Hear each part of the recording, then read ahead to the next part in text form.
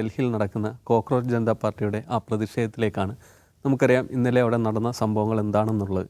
കഴിഞ്ഞ ഒരു മാസത്തോളമായിട്ട് അവിടെ കോക്രോച്ച് ജനതാ പാർട്ടി നടത്തി വരുന്ന സമരം നമ്മുടെ മുമ്പിലുണ്ട്. കഴിഞ്ഞ ദിവസം അത് വളരെ അക്രമാസക്തമായി, എന്ന് വെച്ചാൽ പോലീസ് അതിനെ വലിയ രീതിയിൽ നേരിടുകയും ഗുരുതരമായി വിദ്യാർത്ഥികളെ അടക്കം മർദ്ദിക്കുകയും ചെയ്തു. ആ സാഹചര്യത്തിലാണ് ഇതുവരെ ആ ഒരു സമരത്തിൻ്റെ മുൻനിരയിലില്ലായിരുന്ന കോൺഗ്രസ് പൊടുന്നനെ അതിലേക്ക് പ്രത്യക്ഷപ്പെടുന്നത്. കോൺഗ്രസ് വളരെ ആസൂത്രിതമായ ഒരു പദ്ധതി തയ്യാറാക്കുകയായിരുന്നില്ല ഉണ്ടായിരുന്നത്.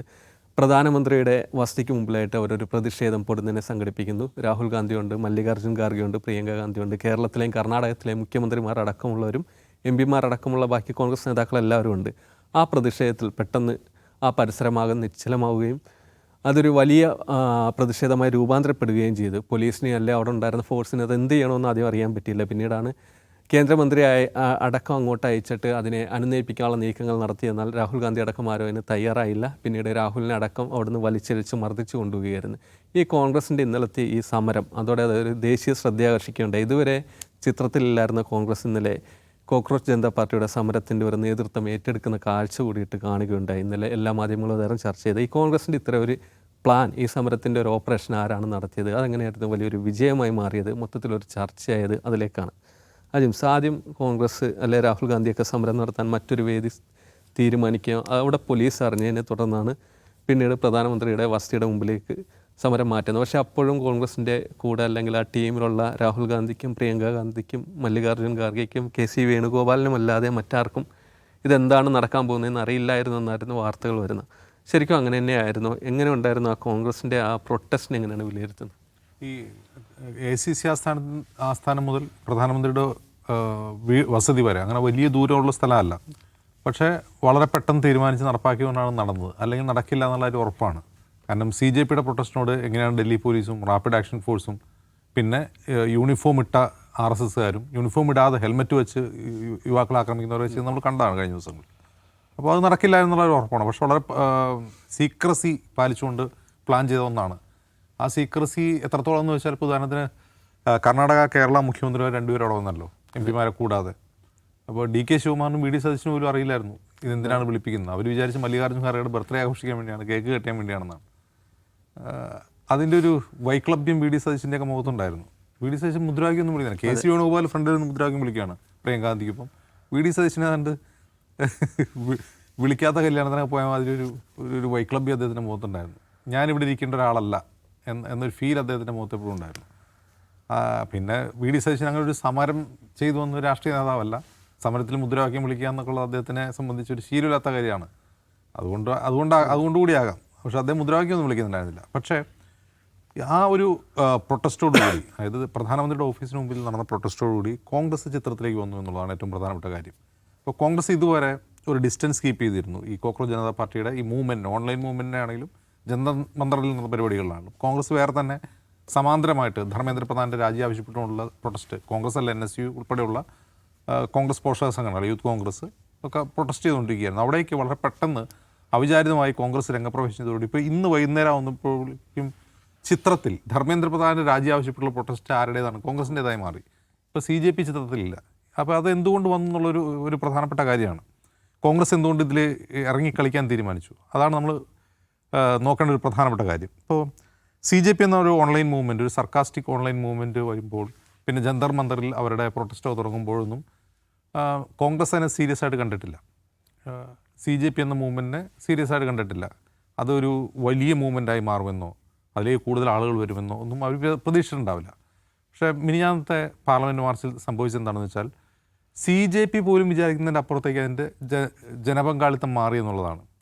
അതിൽ വ്യത്യസ്ത വിദ്യാർത്ഥി സംഘടനകൾ പങ്കുചേരുന്നു. ഒരു വിദ്യാർത്ഥി സംഘടനയില്ലാത്ത യുവാക്കൾ വരുന്നു, കുറേ അധികം ആളുകൾ വരുന്നു. ഇപ്പം ഇന്ന് കണ്ടൊരു ദൃശ്യം ഡൽഹി മെട്രോ സ്റ്റേഷനിൽ ആളുകൾ തടഞ്ഞെടുത്താണ് ജന്തർ മന്ദിറിലേക്ക് പോകാതിരിക്കാൻ വേണ്ടി. അപ്പോൾ ആളുകൾ തടഞ്ഞെടുത്തുമ്പോൾ ആളുകൾ ഡൽഹിയിലെ ഈ കമ്മ്യൂട്ടേഴ്സ് ഉണ്ടല്ലോ, യാത്രക്കാർ, അവർ മുദ്രാവാക്യം വിളിക്കുകയാണ്. മോദി തേരി താനാശാഹി നെഹി ചലകി എന്നുള്ള മുദ്രാവാക്യം വിളിക്കുകയാണ്. ഡൽഹി മെട്രോ സ്റ്റേഷനിൽ സാധാരണ യാത്രക്കാർ മോദിക്കെതിരെ മുദ്രാവാക്യം വിളിക്കാൻ തുടങ്ങിയിരിക്കുന്നു. മറ്റൊന്ന്, നമ്മൾ ഈ പ്രൊട്ടസ്റ്റിൻ്റെ മൊത്തം ഒരു ബിഹേവിയർ ശ്രദ്ധിച്ച് നമുക്ക് മനസ്സിലാകുന്ന കാര്യം, ഈ പ്രൊട്ടസ്റ്റിൽ പങ്കെടുക്കുന്നത് ജെൻസി കിഡ്സ് ആണല്ലോ. സ്വാഭാവികമായിട്ടും 2000-ന് ശേഷം ജനിച്ച കുട്ടികളാണ്. കുട്ടികൾ എന്ന് പറഞ്ഞാൽ പലരും വോട്ടർമാരാണ്. ചിലർക്ക് വോട്ടില്ലാത്തവരുണ്ട്, വോട്ടുള്ളവരൊക്കെ ഉണ്ടാവും. അപ്പോൾ ഇവരെ സംബന്ധിച്ച് ഞാൻ അവരുടെ ബിഹേവിയറിൽ കണ്ടൊരു കാര്യം, ഇവർക്ക് ഭയം എന്ന് പറഞ്ഞൊരു കാര്യമില്ല. ഇപ്പോൾ നമ്മൾ ഈ 12 വർഷം നമ്മൾ എന്തെല്ലാം സമരങ്ങൾ കണ്ടു. ഇപ്പോൾ രോഹിത് വെമുല സ്ട്രൈക്ക് സമരങ്ങൾ കണ്ടു, CA പ്രൊട്ടസ്റ്റ് കണ്ടു, കർഷക സമരം കണ്ടു, അങ്ങനെ പട്ടിദാർ സമരം കണ്ടു. ഈ സമരങ്ങളിലൊക്കെ സമരം ചെയ്യുന്നവർക്ക് അറിയാം തങ്ങൾ എന്താണ് നേരിടാൻ പോകുന്ന പ്രത്യാഘാതം എന്നുള്ളത്. ഒന്ന് പോലീസ് ബ്രൂട്ടാലിറ്റി ഒരു വശത്ത്, മറ്റൊന്ന് കേസുകൾ വരും, പിടിച്ച് ജയിലിലിടും, UAPA ചാർത്തും, ഇത് പലതും സംഭവിക്കും. പക്ഷെ ഇവരെ സംബന്ധിച്ച് തങ്ങൾക്ക് എന്താണ് വരാൻ പോകുന്നതിനെ കുറിച്ചുള്ള ഒരു ഭയവുമില്ലാതെയാണ് അവർ പെരുമാറുന്നത്. എത്രത്തോളം എന്ന് വെച്ചാൽ ക്യാമറകൾക്ക് മുമ്പിൽ വന്ന് മോദിയെയും അമിത്ഷായെയും ചീത്ത വിളിക്കുന്നു. ഇത് നമ്മൾ മുമ്പ് ഒരു പ്രൊട്ടസ്റ്റിലും അങ്ങനെ കണ്ടിട്ടില്ല. വ്യക്തിപരമായി അധിക്ഷേപിച്ചുകൊണ്ട് ചീത്ത വിളിക്കുന്നു. അതൊരു തരം ഭയമില്ലായ്മയാണ്. അതായത് ഇങ്ങനെ ചെയ്താൽ തങ്ങൾക്ക് എന്തെങ്കിലും സംഭവിക്കുമോ എന്നുള്ളൊരു ഭയം ഈ വിദ്യാർത്ഥികൾക്കില്ല. അപ്പോൾ മറ്റൊരു പ്രധാനപ്പെട്ട കാര്യം, നമ്മൾ പ്രത്യക്ഷത്തിൽ നോക്കുമ്പോൾ ഒരു ബിഹേവിയർ മൊത്തം ഒരു സീരിയസ്നെസ് ഇല്ലാത്ത പോലെയും തോന്നും. അൺസീരിയസ് ആണ്. ഇപ്പോൾ ഒരു തകർന്നു കിടന്നൊരു കാറിൽ നിന്ന് ഒരു പയ്യൻ പ്രൊട്ടസ്റ്റ് ചെയ്യാൻ വന്നതാണ്. അവനകത്തുനിന്ന് ഒരു കൂളിംഗ് ഗ്ലാസ് കിട്ടി ക്യാമറയിൽ നോക്കി സ്റ്റൈലിഷായിട്ട് നടന്നു പോകുന്നു. അങ്ങനെ പല രസത്തിലും ഭയങ്കര തമാശയായിട്ട് ഇതിനെ കാണുന്നത്. ഈ പ്രൊട്ടസ്റ്റിന് മൊത്തം ഒരു തരം തമാശയായിട്ടാണ് അവർ കാണുന്നത്. അപ്പോൾ എന്തായിരിക്കും അവരെ സംബന്ധിച്ച് തങ്ങൾക്കെതിരെ UAPA ചാർത്തില്ല, തങ്ങളെ പിടിച്ച് ഇപ്പോൾ ഉമർ ഖാലിദിനെ കിട്ടതുപോലെ ജയിലിലിടില്ല എന്നൊരു ആത്മവിശ്വാസം അവർക്കുണ്ടോ?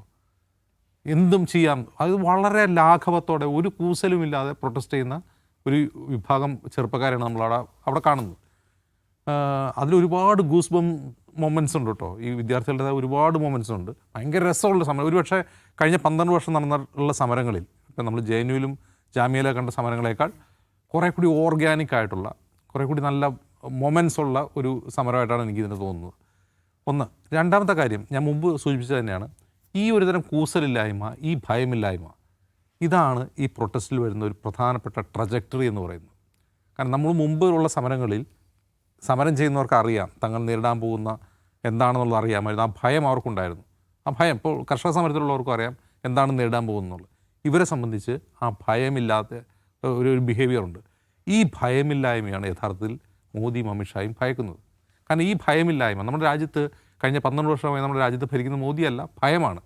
അപ്പോൾ ഈ ഭയം ഇല്ലായ്മ ജനങ്ങൾക്ക് വരുന്നു. ഇത് ഈ പ്രൊട്ടസ്റ്റേഴ്സിന് മാത്രമല്ല, ഈ ജെൻസി ജനറേഷന് മാത്രമല്ല, എല്ലാവർക്കും ഭയമില്ലായ്മ വരുന്നു എന്നുള്ളൊരു തെളിവാണ് ഞാൻ മുമ്പ് പറഞ്ഞ മെട്രോ സ്റ്റേഷനിലെ ആളുകൾ മോദിക്കെതിരെ മുദ്രാവാക്യം വിളിക്കുകയാണ്.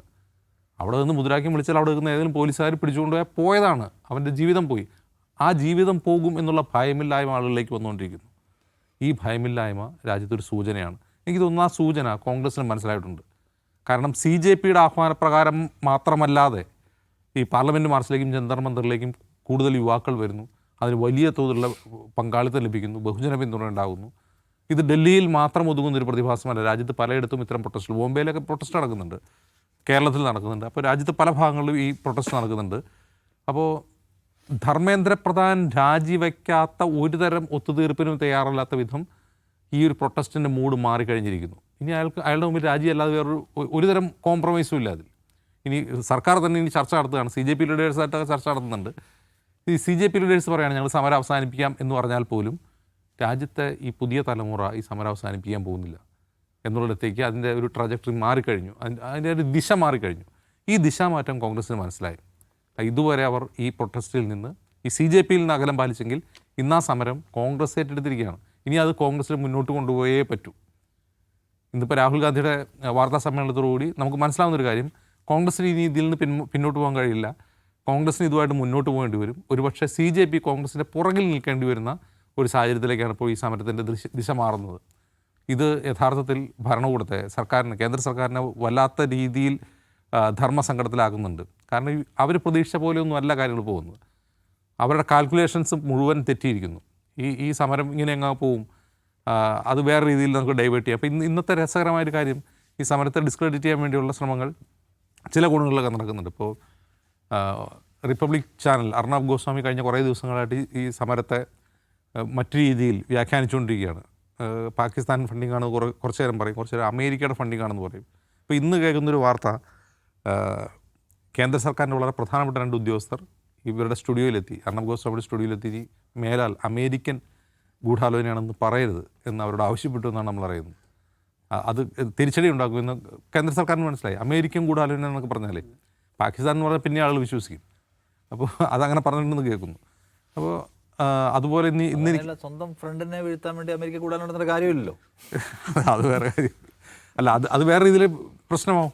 അർണബ് ഗോസ്വാമിയെ പോലെ ഒരാൾ പറയുകയാണ് ഇത് അമേരിക്കൻ കൂടാതെയാണെന്ന് പറഞ്ഞു കഴിഞ്ഞാൽ നാളെ മോദിജിക്ക് വീണ്ടും അമേരിക്കയിൽ പോകേണ്ടതാണല്ലോ. മറ്റു പല കാര്യങ്ങളും ഉണ്ട്. അല്ല, അവർ ഫ്രണ്ട്സ് ആണെന്ന് ആൾക്കാരെ പറഞ്ഞ് വിശ്വസിച്ചിരിക്കെ അവർ തന്നെ പറയാണ് മോദിയെ താഴെ ഇറക്കാൻ വേണ്ടി അമേരിക്ക ഫണ്ട് ചെയ്തു. ഇനി ഇന്ന് എനിക്ക് കിട്ടിയൊരു സംഘി വാട്സപ്പ് ഫോർവേഡാണ് അതിൽ രസകരം. അതായത് ഈ സമരത്തെ പിന്തുണച്ചുകൊണ്ട് ബംഗ്ലാദേശ് ജമാഅത്തെ ഇസ്ലാമി പ്രസ്താവന ഇറക്കിയിരിക്കുന്നു. അപ്പോൾ അതിൽ പറയുന്നത് എന്താണെന്ന് വെച്ചാൽ ഈ ബംഗ്ലാദേശിൽ നടന്നതുപോലെയാണല്ലോ ഇപ്പോൾ ഇവിടെ നടക്കുന്നത്. അവിടുത്തെ ഭരണകൂടം തട്ടിമറിച്ചതാണല്ലോ.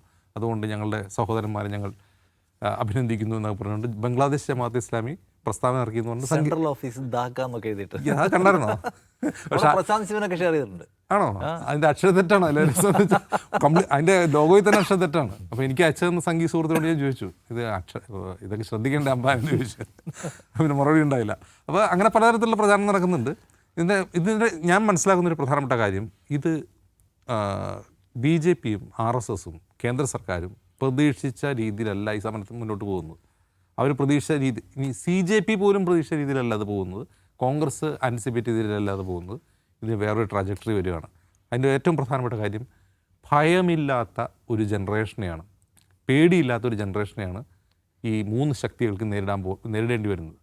അതിൽ ഞാൻ ഇന്നലെ സംസാരിച്ച പോലെ ഇതിൽ പ്രധാനപ്പെട്ട കാര്യം, ഈ സമരം ചെയ്യുന്ന വിദ്യാർത്ഥികളുടെയൊക്കെ പേരൻസ് ഒരുപക്ഷെ BJP വോട്ട് ചെയ്യുന്നവരായിരിക്കാം, അവർ സംഘപരിവാർ സപ്പോർട്ടേഴ്സ് ആയിരിക്കാം. പക്ഷേ ഈ വിദ്യാർത്ഥികളെ സംബന്ധിച്ച് അതൊന്നും പ്രശ്നമല്ല. അവരെ സംബന്ധിച്ച് അവരുടെ ഫ്യൂച്ചറാണ് പ്രധാനം. വേണമെങ്കിൽ അവരെ നമുക്ക് പൊളിറ്റിക്കൽ എന്നൊക്കെ വിളിക്കാം, ഒട്ടും സീരിയസ് അല്ലാത്ത നോൺ സീരിയസ് ആയിട്ടുള്ള ആൾക്കാരെന്ന് വിളിക്കാം. പക്ഷെ അവരെ സംബന്ധിച്ച് അവർക്ക് ഈ ഭരണകൂടത്തെ ഭയമില്ല, RSSനെ ഭയമില്ല, BJP ഭയമില്ല. ഇതാണ് ഇനി വരാൻ പോകുന്ന ഏറ്റവും വലിയ ഭീഷണി BJP, RSSനെയും കേന്ദ്ര സർക്കാരിനെ സംബന്ധിച്ച്. മറ്റൊന്ന് കോൺഗ്രസിനെ സംബന്ധിച്ചാണ്. കോൺഗ്രസ് ഈ സമരം ഏറ്റെടുക്കുന്നതോടുകൂടി ഇതിന് കുറേ കൂടി വ്യാപ്തി ഉണ്ടാകുന്നു. പ്രതിപക്ഷം ഇതിൻ്റെ സെൻട്രൽ സ്റ്റേജിലേക്ക് വരുന്നു. ഇതുവരെ ഇതൊരു ഓൺലൈൻ മൂവ്മെൻ്റ് ആയിരുന്നെങ്കിൽ ഒരു രാഷ്ട്രീയ പാർട്ടി അത് ഏറ്റെടുക്കുന്നതോടുകൂടി, കോൺഗ്രസ് മാത്രമല്ല, ഇപ്പോൾ CPM ആവട്ടെ, CPMൻ്റെ പോസ്റ്റേഴ്സ് ആവട്ടെ, SFI ഉൾപ്പെടെയുള്ളവർ ഇപ്പോൾ പഠിപ്പ് മുടക്ക് പ്രഖ്യാപിച്ചിട്ടുണ്ട്. അപ്പോൾ ഇത് വലുതാവുകയാണ്. ഈ സമരം ഇനി കൂടുതൽ വലുതാവുകയാണ്. ഇത് കൈകാര്യം ചെയ്യുക കേന്ദ്ര സർക്കാരിന് എളുപ്പമായിരിക്കില്ല. BJP IT സെല്ലിനും RSSൻ്റെ പ്രൊപ്പഗൻഡ വിഭാഗങ്ങൾക്കും വലിയ പണിയെടുക്കേണ്ടി വരും. പക്ഷെ അത് ഏൽക്കുന്നില്ല. അതാണ് രസം. ഇത് പാകിസ്ഥാൻ ഫണ്ടിങ് ആണ് എന്നൊക്കെ പറഞ്ഞുകൊണ്ടുള്ള പ്രചാരണം ഏൽക്കുന്നില്ല. അതേസമയം തന്നെ വേറെ തരത്തിലുള്ള പ്രചാരണം നടക്കുന്നുണ്ട്. ഈ മുഖ്യധാര ഗോദി മീഡിയയിൽ നിന്ന് വേറൊരു പ്രചാരണം കൂടി നടക്കുന്നുണ്ട്. ഈ സമരക്കാരൊക്കെ ഭയങ്കര ആഭാസന്മാരാണ്, അവന്മാർ മോശമായി പെരുമാറി, മാധ്യമപ്രവർത്തകരെ ആക്രമിച്ചു. എൻ്റെ കൂടെ പഠിച്ചൊരു മധ്യപ്രദേശുകാരിയാണ് പുള്ളിക്കാരി, ജ്യോതി മിശ്ര എന്നുണ്ട്. ഇപ്പോൾ ടൈംസ് നൗവിലാണ് ജോലി ചെയ്യുന്നത്, ആങ്കറാണ്. അപ്പോൾ സമരം നേരിട്ട് റിപ്പോർട്ട് ചെയ്യാൻ വേണ്ടി പുള്ളിക്കാരി ജന്തർ പോയി അവിടെ വെച്ച് കൂവി വിട്ടപ്പോൾ പുള്ളിക്കാരി അത് അവസരം മുതലാക്കിക്കൊണ്ട് ക്യാമറ ഇങ്ങനെ പിടിച്ചിട്ട്, കണ്ടില്ലേ ഇവന്മാർ ചെയ്യുന്നത് കണ്ടില്ലേ എന്നൊക്കെ പറഞ്ഞിട്ടുള്ള റീലുകളൊക്കെ ഇറങ്ങുന്നുണ്ട്. പക്ഷേ ഒരു കാര്യവുമില്ല. ഇതിനിടയ്ക്ക് വേറൊരു രസകരമായ സാധനം കണ്ട്. ഈ ഗോദി മീഡിയയുടെ ഭാഗത്തുനിന്ന് ഒരു പയ്യൻ ഡിറ്റെയിൻ ചെയ്ത് ബസ്സിൽ കയറ്റിയിട്ട് ബസ്സിൽ നിന്ന് അവൻ വിൻഡോ വഴി താഴേക്ക് ഇറങ്ങുമ്പോൾ ഏതോ ഒരു ഗോദി മീഡിയയുടെ ക്യാമറമാൻ വന്ന് അവനെ പിടികൂടി ബസ്സിലേക്ക് തള്ളിയിടാൻ നോക്കുകയാണ്. അവിടുത്തെ ആളുകൾ കൂടി വന്നിട്ട് അവനെ രക്ഷപ്പെട്ട് ഈ ഗോദി മീഡിയക്കാരനെ പങ്കി. ഇതിലേറ്റവും പ്രധാനപ്പെട്ട കാര്യം, ഈ പ്രൊട്ടസ്റ്റിൽ ഏറ്റവും രൂക്ഷമായ എതിർപ്പ് ഉണ്ടാകുന്നത് മോദിക്കും ധർമ്മേന്ദ്ര പ്രധാനും കഴിഞ്ഞാൽ പിന്നെ ഗോദി മീഡിയയ്ക്കാണ്. അത് ഈ ഗോദി മീഡിയ എന്നുള്ള സാധനം ഇവരുടെ ഒരു സൈക്കിൾ ഉറച്ചു കഴിഞ്ഞിരിക്കുന്നു. ഇനി വേറൊരു പ്രധാനപ്പെട്ട കാര്യം പറയാനുള്ളത്, നമ്മൾ സോഷ്യൽ മീഡിയ എടുത്ത് നോക്കുക, ഇൻസ്റ്റാഗ്രാമും എക്സും ഒക്കെ എടുത്ത് നോക്കുക. ഈ ഒരു നറേറ്റീവ് ധർമ്മേന്ദ്ര പ്രധാനും മോദിക്കും അമിത്ഷായ്ക്കും എതിരായിട്ടുള്ള നറേറ്റീവാണ് എല്ലായിടത്തും ഉള്ളത്. അത് എത്ര സപ്രസ് ചെയ്യാൻ ശ്രമിച്ചിട്ടും അത്തരം സാധനങ്ങൾ മാത്രമേ വരുന്നുള്ളൂ. മറ്റൊന്ന് BJP IT സെല്ല് പരാജയപ്പെടുന്നു എന്നുള്ളതാണ്. ഇതിനെ അതിജയിക്കാൻ അവർക്ക് കഴിയുന്നില്ല എന്നുള്ളതാണ്. അപ്പോൾ തീർച്ചയായിട്ടും ഇത് മുന്നോട്ട് പോകും എന്നുള്ളതാണ്. ഇനി ഇതിനർത്ഥം ഈ സമരമൊക്കെ മുന്നോട്ട് പോയി മോദി സർക്കാരിനെ അട്ടിമറിച്ച് മോദി താഴെ അതൊന്നും വിചാരിക്കേണ്ട, അത്രയൊന്നും പോയില്ല. പക്ഷേ ഈ കേന്ദ്ര സർക്കാരിനെതിരായിട്ടുള്ള ജനവികാരത്തെ ജ്വലിപ്പിച്ച് നിർത്താൻ ഈ സമരത്തിന് തുടക്കം കുറിയാൻ കഴിയും. പക്ഷെ അത് ഏതറ്റം വരെ കൊണ്ടുപോകണം, ഏതറ്റം വരെ പോകാൻ കഴിയുമെന്നുള്ളത് കോൺഗ്രസ് തീരുമാനിക്കണം. അവരായിരിക്കും അതിൻ്റെ പതാകവാഹകർ. നിഷാദ്, ഈ കഴിഞ്ഞ ദിവസങ്ങളിലൊക്കെ CPM ഉയർത്തിയിരുന്ന ഒരു വിമർശനം, രാഹുലിനെ അവിടെ കാണാനില്ല, ഇത് ഭയങ്കര ഒരു അനീതിയാണ്, ഇത്തരം വലിയൊരു സമരം ഡൽഹിയിൽ നടക്കുമ്പോഴത്തേക്ക് കോൺഗ്രസ് അതിന് പിന്തുണയുമായി എത്തുന്നില്ല എന്നാണ്. പക്ഷേ ഇന്നലെ ആ ഒരു ദിവസത്തോടെ ആ സീൻ മുഴുവൻ രാഹുൽ തൂക്കി എന്നൊക്കെ പറയാവുന്ന ഒരു അർത്ഥത്തിലായില്ല. കാരണം രാഹുലിന് വലിയ മർദ്ദനം ഏൽക്കുന്നു, അതിൻ്റെ ചിത്രങ്ങളൊക്കെ സോഷ്യൽ മീഡിയയിൽ പ്രചരിക്കുന്നു. പിന്നീട് അദ്ദേഹം പോലീസിൻ്റെ കസ്റ്റഡിയിൽ നിന്ന് തിരികെ വരുമ്പോഴുള്ള ചിത്രങ്ങൾ, അങ്ങനെ ഒരു ദിവസം കൊണ്ട് കോൺഗ്രസ് ആ സമരത്തിൻ്റെ മുഖമായി മാറുകയും മൊത്തത്തിൽ അതിനെ ഹൈജാക്ക് ചെയ്യുന്ന ഒരു അവസ്ഥയിലേക്ക് തന്നെ മാറുകയും ചെയ്തില്ലേ? ഞാൻ പൂർണ്ണമായിട്ടും ഇത് കോൺഗ്രസിന്റെ സമരമായി മാറിയെന്ന് വിചാരിക്കുന്നില്ല കേട്ടോ. കോൺഗ്രസ് അതിനകത്തേക്ക് ഇൻ ചെയ്യുന്നുള്ളത് ആ സമരത്തിന്റെ മൊത്തത്തിലുള്ള ഒരു ലെവൽ ഒന്നുകൂടെ ഉയർത്താൻ കഴിഞ്ഞിട്ടുണ്ട്. അതിനെ പാർലമെന്റിനകത്തേക്ക് ആ സമര വിഷയത്തെ കൊണ്ടുവരിക. അപ്പം കോൺഗ്രസ് എന്ന് വെച്ചാൽ രാജ്യത്താകമാനം നെറ്റ്വർക്കുള്ള ഒരു സംഘടന നിരക്കുക. ആ സമരത്തെ ഏറ്റെടുക്കാൻ അവർ തയ്യാറായാൽ രാജ്യത്താകമാനമുള്ള സമരമാക്കി അതിനെ മാറ്റാൻ കഴിയും. അപ്പം രാഷ്ട്രീയമായി കക്ഷി രാഷ്ട്രീയത്തിൻ്റെ വഴിയിൽ ഒപ്പം ഈ നിയമനിർമ്മാണ സഭകളിലേക്ക് ആ സമരത്തെ എസ്കലേറ്റ് ചെയ്യാൻ ആരെ കൊണ്ട് പറ്റും? കോൺഗ്രസിനെ കൊണ്ട് പറ്റും. എന്നാൽ പൂർണ്ണമായും കോൺഗ്രസിൻ്റെ ഒരു സമരമായി മാറി, രാഹുൽ ഗാന്ധിയുടെ നേതൃത്വത്തിലുള്ള സമരമായി മാറി, അതിലാണ് ഇപ്പോൾ അണിചേരാൻ ആളുകൾ എത്തിക്കൊണ്ടിരിക്കുന്നതെന്ന് എനിക്ക് തോന്നുന്നില്ല. കോൺഗ്രസിൻ്റെ ടൈമിംഗ് വളരെ കറക്റ്റായിരുന്നു എനിക്ക് തോന്നുന്നു. ഇതുവരെ കോൺഗ്രസ് എന്തുകൊണ്ട് വന്നില്ല എന്ന് വിമർശകർ ചോദിക്കും. കോൺഗ്രസ് മറ്റു പാർട്ടികൾ വരുന്നത് പോലെ അല്ല കോൺഗ്രസ് വരുന്നത് എന്ന പ്രശ്നമുണ്ട്. അതായത് ഈ സമരത്തിലേക്ക് കോൺഗ്രസ് ആദ്യമേ വന്നിരുന്നുവെങ്കിൽ, ഐക്യദാർഢ്യം പ്രഖ്യാപിച്ചിരുന്നുവെങ്കിൽ ഇതൊരു കോൺഗ്രസ് സമരമാക്കി വേഗം ചാപ്പയടിക്കാൻ ആർക്ക് പറ്റുമായിരുന്നു? സർക്കാരിന് പറ്റുമായിരുന്നു. രാഹുൽ ഗാന്ധി വിദേശ ഗൂഢാലോചന എന്നൊക്കെ പറഞ്ഞ്, രാഹുൽ ഗാന്ധിയുടെ പരാജയപ്പെട്ട സമരങ്ങളുടെ കഥയൊക്കെ പറഞ്ഞ് ഇതിനെ മൊത്തം കളർ ചെയ്യാൻ ആർക്ക് പറ്റുമായിരുന്നു? സർക്കാരിന് പറ്റുമായിരുന്നു. അതുകൊണ്ടാണ് അവർ വരാതിരുന്നത്. പക്ഷേ കഴിഞ്ഞ ദിവസം നടന്ന ഈ അതിക്രമം, ഡൽഹി പോലീസിൻ്റെ കാക്കിയിട്ട ആളുകളും അല്ലാത്തവരും RSS ഗുണ്ടകളും എല്ലാം ചേർന്ന് കുട്ടികൾക്കെതിരെ നടത്തിയിട്ടുള്ള ആക്രമണം എന്ന് വെച്ചാൽ പോലീസിൻ്റെ ഭാഗത്തു നിന്ന് വളരെ പരിധി വിട്ട ആക്രമണം പെൺകുട്ടികൾക്ക് നിലവിലും ഉണ്ടായി. സ്വകാര്യ ഭാഗങ്ങളിൽ ലാത്തി വെച്ച് കുത്തുക, കടന്നു പിടിക്കുക, എന്തെല്ലാമോ കണ്ടാൽ ആരും ഡിസ്റ്റർബ്ഡ് ആയി പോകുന്ന തരത്തിലുള്ള ആ സമരത്തിൻ്റെ ഏതെങ്കിലും പോലീസിൻ്റെ കൂടെയുള്ള ആളുകൾ, പോലീസാണ് ഇതിനെല്ലാം ഒത്താശ ചെയ്യുന്നത്, മുളസ്റ്റ് ചെയ്യുന്ന ആൾക്കാരെ കാണുന്നുണ്ട്. സോ ഇത് കാണുമ്പോൾ സാധാരണ നിലയ്ക്ക് രാഷ്ട്രീയ ബോധ്യമുള്ള, സാമൂഹ്യ ബോധ്യമുള്ള, സഹജീവി സ്നേഹമുള്ള ആരും അസ്വസ്ഥരാകും.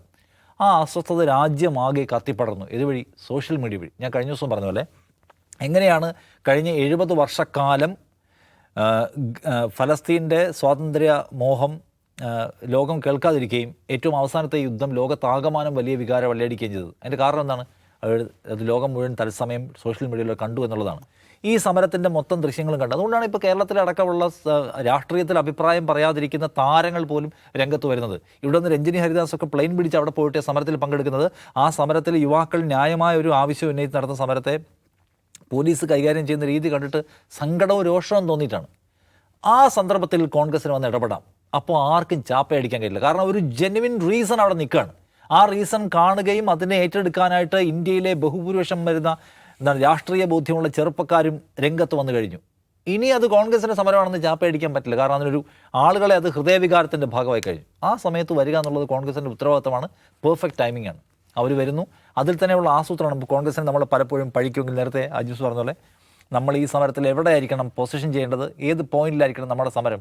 പ്രധാനമന്ത്രിയുടെ വീട്ടിന് മുമ്പിൽ അടക്കണം സമരം. ഇതിനു മുമ്പ് ഡൽഹിയിലെ നിർഭയ പെൺകുട്ടി റേപ്പ് ചെയ്യപ്പെട്ട സമയത്താണ് ഏറ്റവും വലിയ സമരം, 7 റേസ് കോഴ്സിലൊക്കെ സമരം ഉണ്ടായത്. അതുപോലെ പ്രധാനപ്പെട്ട പോയിന്റിലായിരിക്കണം സമരം. അവിടെ പ്രധാനപ്പെട്ട ആളുകൾ എല്ലാവരും പങ്കെടുക്കണം. കോൺഗ്രസിൻ്റെ പ്രധാനപ്പെട്ട നേതാക്കൾ, കോൺഗ്രസിൻ്റെ മുഖ്യമന്ത്രിമാരെല്ലാവരും പങ്കെടുക്കണം. ആ സമരം നമ്മൾ സ്റ്റെപ്പിൻ ചെയ്യുമ്പോൾ ആദ്യത്തെ എപ്പിസോഡ് തന്നെ കലക്കണമെന്ന് അവർ തീരുമാനിച്ചു. അത് അവർ വൃത്തിയായി നടത്തി. അത് സമ്മതിക്കണം. രാഹുൽ ഗാന്ധി അതിന് നേതൃത്വം വഹിക്കുന്നു. അദ്ദേഹത്തെ വലിച്ചുകൊണ്ട് പോകുന്നതിന് മുറിവേൽക്കുന്നു, പല ആളുകൾക്കും പരിക്കേൽക്കുന്നു. അപ്പോൾ ആ സമരത്തിൽ ഏറ്റവും മീനിങ് ഫുള്ളായിട്ട് കോൺഗ്രസ് ഇടപെട്ടു എന്നുള്ളത് ശരിയായ കാര്യമാണ്. പക്ഷേ ഇപ്പോഴും സ്റ്റിൽ അപ്പുറത്ത് ആളുകൾ ഒഴുകിക്കൊണ്ടിരിക്കുന്നത് യുവാക്കളുടെ രോഷമാണ്. അതിനകത്ത് അവർ ആ നിലയ്ക്കുള്ള ഒരു പ്രതിപക്ഷ ഇപ്പുറത്തെ കോൺഗ്രസ് രാഷ്ട്രീയമൊന്നും കാണുന്നില്ല. മറിച്ച് നമ്മൾ ആക്രമിക്കപ്പെടുകയാണ്, നമ്മൾ ന്യായമായ ഒരു ആവശ്യം ഉന്നയിക്കുമ്പോൾ നമ്മൾ ആക്രമിക്കപ്പെടുകയാണെന്നുള്ള ഫീൽ അവർക്ക് എല്ലാവർക്കും ഉണ്ട്. അതുകൊണ്ടാണ് അവർ വരുന്നത്. നേരത്തെ പറഞ്ഞില്ല, ഭയപ്പാടില്ലായ്മ. ഇപ്പോൾ അവിടെ നിൽക്കുമ്പോൾ ഏറ്റവും കൂടുതൽ നമുക്ക് കാണുന്ന വിഷ്വൽസ് എന്താണ്? ആളുകളെ അടിക്കുകയാണ്. അടിക്കുമ്പോൾ ഓടിച്ചിട്ട് അടിക്കുകയല്ല, നിന്ന് തല്ലുകൊള്ളാണ്. തല്ല്, ഇനിയും തല്ല് എന്ന് വെച്ചാൽ ആൾക്കാർ, ചെറുപ്പക്കാരെ നിന്ന് തല്ല് കൊള്ളുകയാണ്. എന്നിട്ട് തല്ലുകൊണ്ട് ചില ആൾക്കാർ വീഴുന്നുണ്ട്. വീണതിന് ശേഷം വീണ്ടും എഴുന്നേറ്റ് നിൽക്കുന്നുണ്ട്. കാരണം നിങ്ങൾ ഞങ്ങളെ തല്ലി തോപ്പിക്കാൻ പറ്റില്ല, ഞങ്ങൾ അങ്ങനെ ശരീരത്ത് വേദന എടുക്കും എന്ന് പറഞ്ഞ് ഓടിപ്പോകുന്ന ഒരു തലമുറയല്ല എന്ന സന്ദേശമായിട്ട് അവർ വന്നിരിക്കുന്നു. അപ്പോൾ അവരെ ഓടിക്കാൻ പറ്റുന്നത് മാത്രമല്ല, ഇന്നലത്തെ ഇത്രയും വലിയ വയലൻസ് കണ്ടതിന് ശേഷം ഇന്ന് അവിടേക്ക് ആളുകൾ കൂടുതൽ ഒഴുകി വന്നിട്ടിരിക്കുക. രാവിലത്തെ വിഷയം എന്താ കാണുന്നു? അവിടെ രാജ്യത്തിൻ്റെ നാനാഭാഗത്തു നിന്നും ആൾക്കാർ സ്വിഗ്ഗിയിലും സൊമാറ്റോയിലും ഫുഡ് ഓർഡർ ചെയ്യാണ്. ഫുഡ് ഓർഡർ ചെയ്താൽ ഓവറായിട്ട് ഫുഡ് വന്നുകൊണ്ടിരിക്കുകയാണ്. എന്ന് വെച്ചാൽ ഈ സമരത്തിൽ നേരിട്ട് പങ്കെടുക്കാൻ കഴിയാത്ത കേരളത്തിൽ നിന്ന് ഓർഡർ ചെയ്യുന്ന വിഷയമുണ്ട്. കേരളത്തിൽ നിന്ന് പല ആൾക്കാർ ഓർഡർ ചെയ്യുന്നുണ്ട്. അവിടേക്ക് ആൾക്കാർ ബർഗറും അതൊക്കെ ഓർഡർ ചെയ്യാണ്. ഇതിങ്ങനെ വന്നുകൊണ്ടേ ഇരിക്കുന്നു. അവിടെ ഈ സമരം തുടരാൻ ആവശ്യമായിട്ടുള്ള പിന്തുണ ഉറപ്പാക്കുകയാണ്. പിന്നെ അവിടേക്ക് ഈ പിന്തുണയുമായിട്ട് വന്നുകൊണ്ടിരിക്കുന്ന ചെറുപ്പക്കാർ, അവിടെ ഭക്ഷണവുമായിട്ട് നേരിട്ട് വരും ചെറുപ്പക്കാരെ കാണുന്നു. സോ അവരെ ഭയപ്പെടുത്തുക എന്നുള്ള സംഗതി സർക്കാരിനെ സംബന്ധിച്ച് പോസിബിൾ. സർക്കാർ ആദ്യം തീരുമാനിച്ച് പേടിപ്പിക്കാമെന്നാണ്. പക്ഷേ പേടിക്കാൻ അവർ തയ്യാറല്ല എന്നു. കാര്യം അരാഷ്ട്രീയവാദികളായിട്ടുള്ള ആൾക്കാർക്ക് തല്ലുകൊണ്ടാ വേദനിക്കും, ശരീരം നോക്കുമ്പോൾ ഓടിക്കോളും എന്ന് വിചാരിച്ചിട്ടാണ് ആദ്യം ഈ പണിയെടുത്തത്. ബട്ട് അത് പോസിബിൾ ആണെന്ന് തോന്നുന്നില്ല. മോദിയെ സംബന്ധിച്ച് അദ്ദേഹം വൻ ട്രാപ്പിൽ വിട്ടിരിക്കുകയാണ്. കാരണം ഈ സമരത്തെ എന്ത് പറഞ്ഞിട്ട് ഒതുക്കും? ഇവർ തീവ്രവാദികളാണ്, ചൈനക്കാരാണ്, വിദേശ ഫണ്ടാണ്, ടൂൾ കിറ്റാണ്, അതൊക്കെ അദ്ദേഹം കർഷക സമരത്തിനെതിരെയും പറഞ്ഞു നോക്കിയ സംഗതിയാണല്ലോ. പക്ഷേ ഏഷ്യയല്ല, ഏഷ്യാതിരിക്കാൻ ഒരുപാട് കാര്യങ്ങളുണ്ട്. കാരണം അതിന് തലപ്പത്തിരിക്കുന്ന ആൾക്കാരുടെ ഇനി പേരും ജാതി നോക്കി അടിക്കാം, ഇവന്മാരുടെ വസ്ത്രം കണ്ടാൽ തിരിച്ചറിയാം എന്നുള്ള അദ്ദേഹത്തിൻ്റെ സ്ഥിരം ഡയലോഗ് അടിക്കാൻ പറ്റിയല്ല. കാരണം എല്ലാ വിഭാഗത്തിൽ നിന്നുള്ള ആൾക്കാർ വന്നിരിക്കുകയാണ്. അവരുടെ പേര് കണ്ടാൽ അറിയാം, അവരുടെ പശ്ചാത്തലം അറിയാം, അവരുടെ പാർട്ടി കണ്ടാൽ അറിയാം, അവരെ ഖാൻഗ്രസ് ആണെന്നും വിളിച്ച് ആക്ഷേപിക്കാൻ പറ്റില്ല. കാരണം എല്ലാ കൈൻഡ് ഓഫ് ആൾക്കാരും അതിൽ പങ്കാളികളായിക്കൊണ്ടിരിക്കുകയാണ്. മോദിയുടെ പ്രതിസന്ധി എന്ന് വെച്ചാൽ നമ്മൾ കഴിഞ്ഞ ദിവസം മുതലേ പറഞ്ഞതുപോലെ ഇപ്പോൾ ധർമ്മേന്ദ്ര പ്രധാനെ മാറ്റിയിട്ട് ഈ പ്രശ്നം ഡീൽ ചെയ്യാൻ ശ്രമിച്ചാൽ അടുത്തത് ആരെ മാറ്റേണ്ടി വരും? അടുത്തത് E20 മന്ത്രിയെ മാറ്റേണ്ടി വരും. അത് കഴിഞ്ഞാൽ പിന്നെ നിർമ്മല സീതാരാമനെ മാറ്റേണ്ടി വരും. അത് കഴിഞ്ഞാൽ പിന്നെ പരിസ്ഥിതി മന്ത്രിയെ മാറ്റേണ്ടി വരും. ഹർദീപ് സിംഗ് പുരിയെ മാറ്റേണ്ടി വരും. അവസാനം ബഡാബ് സാബ് തന്നെ മാറണമെന്നാണ്. ഇപ്പോഴത്തെ ആവശ്യത്തിന് ഒരു വഴങ്ങിയാൽ, ജനങ്ങളുടെ സമരത്തിന് വഴങ്ങിയിട്ട് ഒരാളെ മാറ്റുന്ന ഒരു സർക്കാരാണെന്ന് വന്നാൽ ജനങ്ങളുടെ എല്ലാ ആവശ്യങ്ങൾക്കും വഴങ്ങേണ്ടി വരും എന്ന ഭയപ്പാടാണ് എല്ലാ ഉന്നയിക്കുകയും ചെയ്യും. അതെ അതെ ധർമ്മേന്ദ്ര പ്രധാൻ സ്റ്റെപ്പ് ഡൗൺ ചെയ്ത് കഴിഞ്ഞാൽ ഇനി എല്ലാത്തിനും വേണ്ടി ആള് സമരത്തിന് ആവശ്യം വരും. അപ്പോൾ സമരത്തിന് വഴങ്ങുന്ന ഒരു സർക്കാരാണെന്ന് ഒരിക്കലും ഒരു ഫാസിസ്റ്റ് ഭരണകൂടം സന്ദേശം കൊടുക്കില്ല. കൊടുത്താൽ ആളുകൾ ഇറങ്ങും. നമ്മളിപ്പോൾ കാണേണ്ട കാര്യം എന്താണ്? നിങ്ങൾ ഈ ചൈനയിൽ പോയി നോക്ക്, എന്താണ് അവിടെ ടിയാൻമെൻ സ്ക്വയർ? അവിടെ ഒരു ജനകീയ പ്രക്ഷോഭങ്ങൾക്ക് വഴങ്ങുന്നില്ല. ജനകീയ പ്രക്ഷോഭം ഉണ്ടാവാൻ പാടില്ല. അപ്പോൾ അത് നമ്മളിപ്പോൾ ഇവിടെ പോയാലും മറ്റ് ഗൾഫ് കൺട്രീസിലൊക്കെ പോയാലും അങ്ങനെയാണ്. ജനകീയ പ്രക്ഷോഭങ്ങളുടെ മുള്ള പൊട്ടാൻ സമ്മതിക്കില്ല. പൊട്ടിയാൽ അത് തീർന്നു. അത്രയും വിജിലൻ്റ് ആയിരിക്കും. അതിപ്പോൾ ഉത്തര കൊറിയയിലെ എല്ലായിടത്തും. ഇവിടെ അതാണ്, സമരത്തിന് വഴങ്ങുന്നില്ല, സമരവുമായിട്ട് എൻഗേജ് ചെയ്യുന്നില്ല. സോനം വാങ്ങിച്ചു അവിടെ കിടന്നു, പട്ടിണി കിടന്ന് മരിച്ചു വന്നു, പോട്ടെ. ഗംഗ ശുദ്ധീകരിക്കണം എന്ന് പറഞ്ഞൊരു സ്വാമി അവിടെ കിടന്ന് മരിച്ചു പോയല്ലോ. ആരെങ്കിലും ശ്രദ്ധിച്ചോ? ഗംഗ ശുദ്ധീകരിക്കാനും പോയില്ല. ശുദ്ധീകരിക്കുന്നതൊക്കെ ജി പ്രസംഗിച്ചിരുന്നു, പക്ഷേ ശുദ്ധീകരിക്കാൻ നടക്കുള്ള കാര്യമല്ല. സോ അത് സർക്കാർ ഈ സമരത്തെ അതാണ് അവരുടെ ലോക്ക്. ഒന്ന്, അപ്പുറത്തുള്ള ആളുകൾ സമരത്തിലാണ്, അവരുടെ ആവശ്യം ന്യായമാണെന്ന് എല്ലാവരും വിചാരിക്കുന്നു. രണ്ട്, ആ സമരത്തിൻ്റെ ആവശ്യത്തെ ഏറ്റെടുക്കാൻ കഴിയാത്ത വിധമുള്ള ഈഗോ മാത്രമല്ല, ഏറ്റെടുത്താൽ നാളെ ഇങ്ങേയറ്റം മുതൽ അങ്ങേയറ്റം മുകളിൽ ജി വരെ ആൾക്കുള്ള രാജ്യം വെക്കണം എന്നുള്ള ആവശ്യം ഉയർന്നു വന്നുകൊണ്ടിരിക്കും. സോ ഈ ധർമ്മസങ്കട കടലിൽ കിടക്കുകയാണ് ജി. അദ്ദേഹത്തിന് എന്തെങ്കിലും പുതിയ മാർഗ്ഗങ്ങൾ പിടിക്കേണ്ടി വരും ഇതിനെ അതിജീവിക്കാൻ. ഇപ്പോൾ സുപ്രീം കോടതിയോ വല്ലതും ഇവരെ മൊത്തം ഓടിക്കണം ഇവിടുന്ന് എന്ന് വല്ല ഉത്തരവിടുമെന്നൊക്കെ കാത്തിരിക്കുക നമുക്ക്. എന്തായാലും ജി ഇന്നിപ്പോൾ സുപ്രീം കോടതിയിൽ ഇത് മെൻഷൻ ചെയ്തിട്ട് ഞങ്ങൾ സമയം മെനക്കെടുത്തെന്നാണല്ലോ പറഞ്ഞത്. ഇത്രയും വയലൻസ് പെൺകുട്ടികൾക്ക് നേരെ അടക്കം ഉണ്ടായിട്ട്. അപ്പോൾ ഇനിയിപ്പോൾ എന്ത് തന്ത്രമായിട്ട് വരാൻ പോകുന്ന കാത്തിരിക്കണം. പക്ഷേ ഏറ്റവും പ്രധാനപ്പെട്ട സംഗതി ഈ പവർ, പോലീസിൻ്റെ അട്രോസിറ്റീസ്, അതിൽ പേടിക്കുന്നവരല്ല ഇപ്പോൾ സമരത്തിലുള്ളത് എന്നതുകൊണ്ടാണ്. യെസ്, നിലവിൽ ഇപ്പോൾ CJPയുടെ ഈ പ്രൊട്ടസ്റ്റിനൊപ്പം കോൺഗ്രസ് കൂടിയിട്ട് അണിചേർന്നത് വലിയ പ്രതീക്ഷാവഹമാണ്. അതോടൊപ്പം ഇപ്പോൾ വരുന്ന വാർത്ത CJPയുടെ സോഷ്യൽ മീഡിയ പ്ലാറ്റ്ഫോമുകളൊക്കെ ബ്ലോക്ക് ചെയ്തു എന്നുള്ളൊരു വാർത്ത കൂടിയിട്ട് വരുന്നുണ്ട്. അതുകൊണ്ട് തന്നെ കോൺഗ്രസ് അടക്കമുള്ള പ്രതിപക്ഷ പാർട്ടികളൊക്കെ അവർക്കൊപ്പം നിൽക്കുന്നത് കൂടുതൽ കരുത്തു പകരുമെന്ന് കരുതാം.